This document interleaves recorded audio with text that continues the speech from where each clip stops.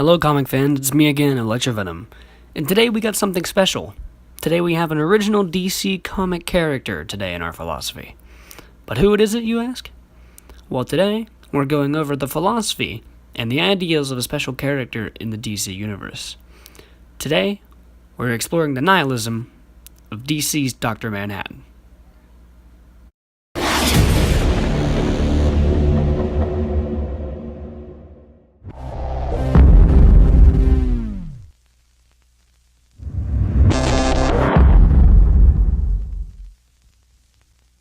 Now, who is Dr. Manhattan? Dr. Manhattan is a fictional character who appears in an American comic series published by DC Comics.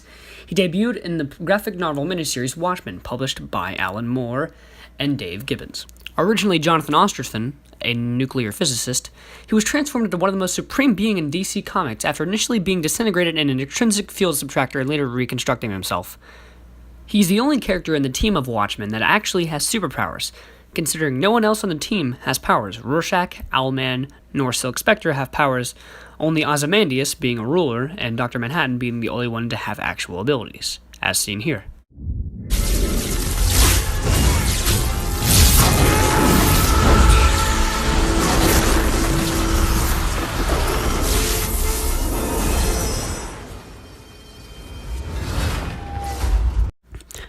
Dr. Manhattan is usually considered a superhero, but yet he breaks the guidelines of simply what is a hero and what morals must they have. He simply has none to follow because he is an omnipotent ruler, but less of a ruler and more of just a simple man. He does not want to rule everything, but he has to. In 2017, as part of DC Rebirth, during the Button storyline, Dr. Manhattan happened to kill two of DC's most prominent speedsters, Reverse Flash and Jay Garrick.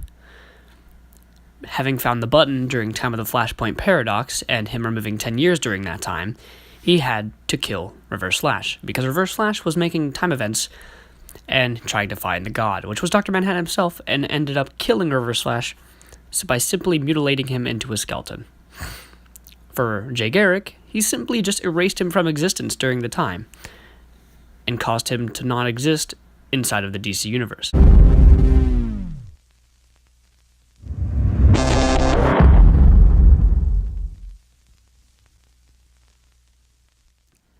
After everything came crumbling down on him, he was able to sustain a very good government agency. As we can see here, they even had a name for him before. They call me Dr. Manhattan. During Dr. Manhattan's arrival, he simply was part of a government agency. But yet, people still wanted him to stay away because he was overpowered, and someone tried to make sure that he wasn't part of it by spreading lies, believing that it's the truth. We're both physicists together at the Gila Flats research base. He died of cancer. He was a good man. How about Edgar Jacobi, also known as the supervillain Mullah? You encountered him several times in the 60s, battles, conflicts. Did you know that he has cancer as well? I wasn't told. And what about General Anthony Randolph? He was your handler when you first started working for the government. Cancer. You're suggesting I was the cause. I guess overpowered would technically be correct, considering he can do things like grow in infinite sizes, destroy things, and also be able to change time itself. I'm disappointed in you, Adrian. I'm very disappointed. Him agreeing with Ozymandias is the reason that he had to kill one of his own team members, because that team member was going to spoil it just because he believes in true justice. He's right. Exposing Adrian would only doom the world to nuclear destruction again. Out of my way. People have to be told. You know I can't let you do that. Suddenly you discover humanity. Convenient. When Rorschach believes justice must be served, he accidentally gets killed. If you'd cared from the start, none of this would have happened. I can change almost anything.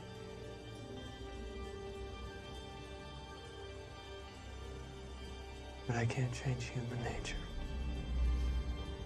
Of course power she must protect by its new utopia. What's one more body amongst foundations?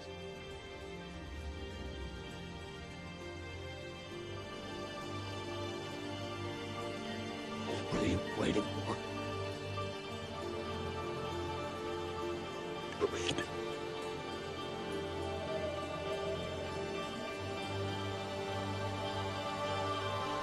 Do it!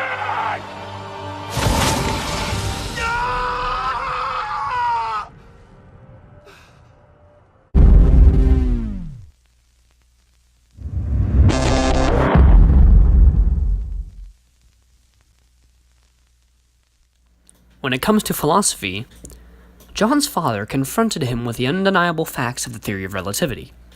But once he gained all these powers, he simply found something different and realized that being benevolent simply had to mean that you had to believe in something different. The fact of his omnipotence is what makes him believe that he does not deserve to have an opinion, because everyone believes that he can't change what's going to happen, even though he can change literally anything at any time.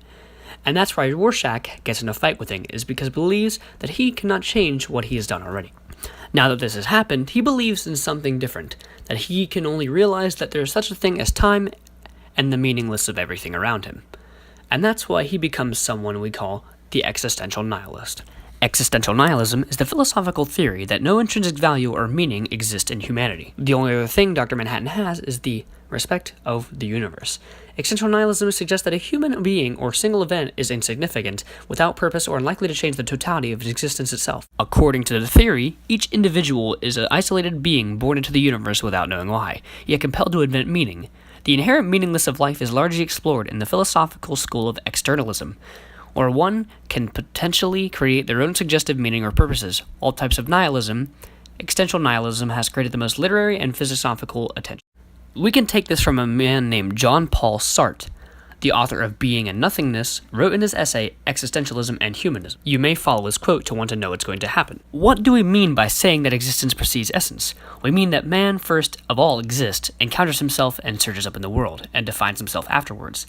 If man as the externalist sees himself and not definable, it's because, to begin, he is nothing. He will not be anything until later, and that means he will be able to make nothing of himself until then. In the end of all this, it is easy to say that Dr. Manhattan is difficult. Well, at least, to say the least.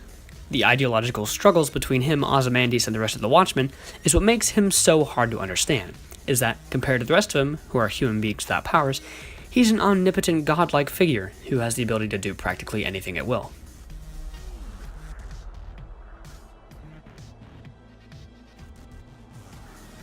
I'm leaving this galaxy.